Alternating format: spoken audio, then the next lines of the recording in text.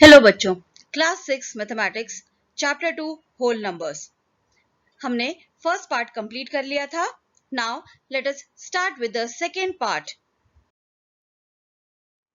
इस पार्ट में हम पढ़ेंगे properties of whole numbers. The first property is closure property. When we add two whole numbers, the sum is also a whole number. आप किन्हीं भी दो होल नंबर्स को ऐड करते हैं तो आपको आंसर भी होल नंबर मिलता है। जैसे आपने 5 और 6 को ऐड किया, आपको 11 मिलता है। 11 भी एक होल नंबर है। आपने 4 और 5 को ऐड किया, आपको 9 मिलता है, वो भी एक होल नंबर है। आपने 10 और 20 को ऐड किया, आपको 30 मिलता है, वो भी एक होल नंबर है। इसी तरह से आप किन्हीं भी दो होल नंबर्स को ऐड करते हैं तो आपको आंसर एक होल नंबर ही मिलता है। That means whole numbers are closed under addition. या हम ये भी कह सकते हैं कि closure property is satisfied for addition. जब हम दो whole numbers को multiply करते हैं, the product is also a whole number. जैसे हमने 2 into 3 किया तो हमें 6 मिलता है, 6 whole number है। 5 into 6 किया 30 मिलता है, वो भी एक whole number है। 10 into 25 किया 250, it is also an whole number. So multiplication में भी दो numbers को multiply करके आंसर भी एक whole number मिलता है। That means whole numbers are closed under multiplication. या हम ये कह सकते हैं कि multiplication में closure property satisfy हो रही है for whole numbers. लेकिन अगर हम subtraction की बात करें, when we subtract two whole numbers, the difference is not necessarily a whole number. जैसे हम 5 minus 2 करते हैं तो हमें 3 मिलता है, लेकिन अगर हम 2 minus 5 करेंगे तो minus 3 whole number नहीं बल्कि एक integer है। That means subtraction के लिए closure property satisfy नहीं होती है। So we can say that whole numbers are not closed under subtraction. इसी तरह से when we divide two whole numbers, the quotient is not necessarily a whole number. जैसे आप 5 को 2 से डिवाइड करते हैं, आपको 2.5 मिलता है, या 2 को 5 से डिवाइड करते हैं, आपको 0.4 मिलता है। इवन आप किसी नंबर को 0 से नहीं डिवाइड कर सकते, because division by 0 is not defined.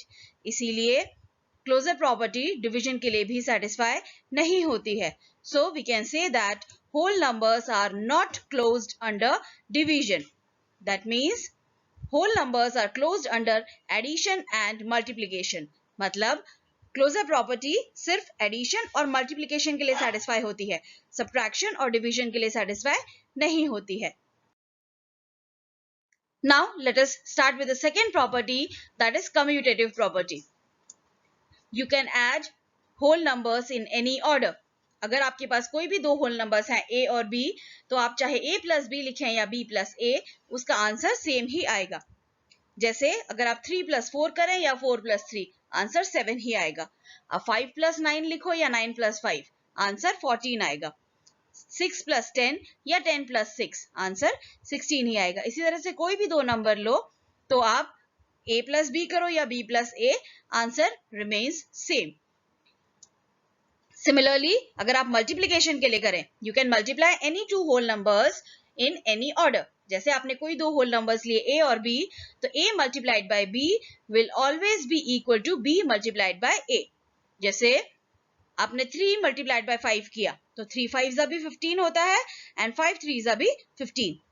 इसी तरह से अगर आप 4 को 6 से मल्टीप्लाई करें या 6 को 4 से मल्टीप्लाई करें, आंसर 24 ही आएगा। इसी तरह से 7 को 8 से मल्टीप्लाई करो या 8 को 7 से मल्टीप्लाई करो, बात वही है, 56 ही आएगा। दैट मीन्स मल्टीप्लिकेशन में भी कम्यूटेटिव प्रॉपर्टी सेटिस्फाई होती है। लेकिन अगर हम सब्ट्रैक्शन की बात करें तो ऐसा सही नहीं होता, because a minus b is not equal to b minus a। जैसे 5 माइनस 3 करो तो 2 आता है, लेकिन 3 माइनस 5 करेंगे तो वो -2 बन जाएगा, मतलब ये आपस में बराबर नहीं है। इसी तरह से अगर आप 7 माइनस 2 लिखो और 2 माइनस 7, ये भी बराबर नहीं आते हैं। That means commutative property is not satisfied for subtraction. You cannot divide two whole numbers in any order. जैसे a divided by b is not equal to b divided by a. 6 divide by 2, इसमें 3 आएगा, जबकि 2 divide by 6 1/3 आता है। इसी तरह से 15 divide by 3 5 आता है, और 3 डिवाइड बाय 15 1/5। सो ये अलग अलग नंबर्स आते हैं। दैट मीन्स डिवीजन में भी कम्यूटेटिव प्रॉपर्टी सेटिस्फाई नहीं होती है। कम्यूटेटिव प्रॉपर्टी सिर्फ एडिशन और मल्टीप्लिकेशन के लिए सेटिस्फाई होती है। तो हम लिख सकते हैं addition and multiplication are commutative for whole numbers. Now the third property is associative property. For addition, a plus bracket में b plus c is equal to bracket में a plus b और ब्रैकेट के बाहर plus c, where a, b and c are any three whole numbers. मतलब आप कोई भी 3 whole numbers लो, उनमें से 2 नंबर्स को पहले ऐड करो और बाद में तीसरे को ऐड करो, आंसर वही आएगा अगर आप ऑर्डर चेंज करके करेंगे तो। फॉर एग्जाम्पल 3 + 4 + 5, पहले आपने 4 और 5 को ऐड किया तो 9 आया, फिर 9 में आप 3 ऐड करोगे तो आपको 12 मिलेगा। या आप पहले 3 और 4 को ऐड करिए, 7 मिलेगा, और उसमें बाद में 5 ऐड करेंगे तो भी 12 आएगा। दैट मीन्स आप चाहे पहले 4 और 5 को ऐड करके बाद में उसमें 3 ऐड करिए, या पहले 3 और 4 को ऐड करके बाद में 5 ऐड करेंगे, आंसर सेम ही आएगा, that is 12। So this is associative property for addition. इसी तरह से for multiplication, a multiplied by in bracket b multiplied by c is equal to a multiplied by b in bracket multiplied by c, where a, b and c are any three whole numbers. For example, if you take 2 multiplied by 3 multiplied by 5, पहले आप 3 और 5 को multiply करिए, 15 आएगा, और उसको बाद में 2 से मल्टीप्लाई करिए, 30 आ जाएगा। या पहले आप 2 और 3 को मल्टीप्लाई करके 6 और फिर उसे 5 से मल्टीप्लाई करके भी 30 आंसर ला सकते हैं। दैट मीन्स अगर आपके पास कोई भी 3 नंबर्स हैं तो आप उनमें से कोई भी 2 नंबर्स को पहले मल्टीप्लाई कर सकते हैं और तीसरे नंबर को बाद में मल्टीप्लाई कर सकते हैं, आंसर सेम ही आएगा। लेकिन ऐसा सब्ट्रैक्शन और डिवीजन के लिए सही नहीं है। एसोसिएटिव प्रॉपर्टी सब्ट्रैक्शन के लिए और डिवीजन के लिए सेटिस्फाई नहीं होती है। That means we can say that associative property is satisfied for addition and multiplication. The next property is distributive property. A multiplied by b plus c. We can write it equal to a multiplied by b plus a multiplied by c, where a, b and c are any three whole numbers. इसको हम इस तरह से भी लिख सकते हैं कि पहले ब्रैकेट लिख लें और बाद में मल्टीप्लाई बाय सी करें, जैसे a प्लस b ब्रैकेट में मल्टीप्लाइड बाय सी, तो इसे हम लिख सकते हैं a multiplied by c plus b multiplied by c. For example, अगर आपके पास 3 नंबर्स है 6 मल्टीप्लाइड बाय 5 प्लस 3, तो आप इसे 6 multiplied by 5 plus 6 multiplied by 3 लिख सकते हैं। जब आप लेफ्ट हैंड साइड को सॉल्व करेंगे और राइट हैंड साइड को सॉल्व करेंगे, आपको दोनों ही में आंसर सेम मिलेगा। This is known as distributivity of multiplication over addition.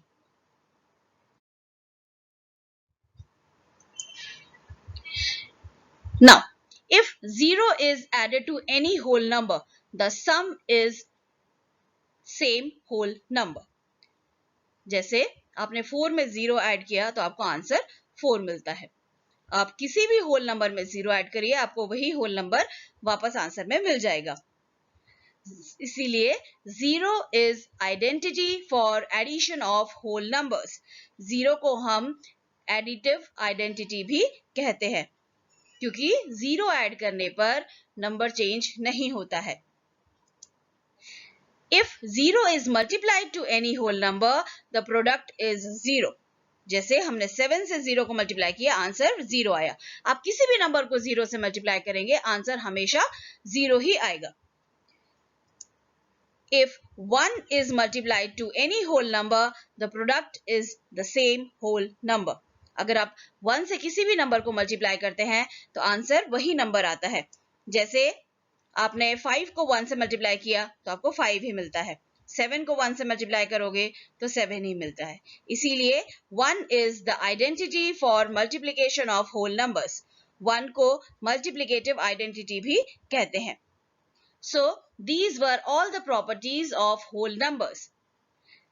अपने नेक्स्ट वीडियो में मैं इस टॉपिक पर बेस्ड एक्सरसाइज आपको समझाऊंगी. Until then, bye.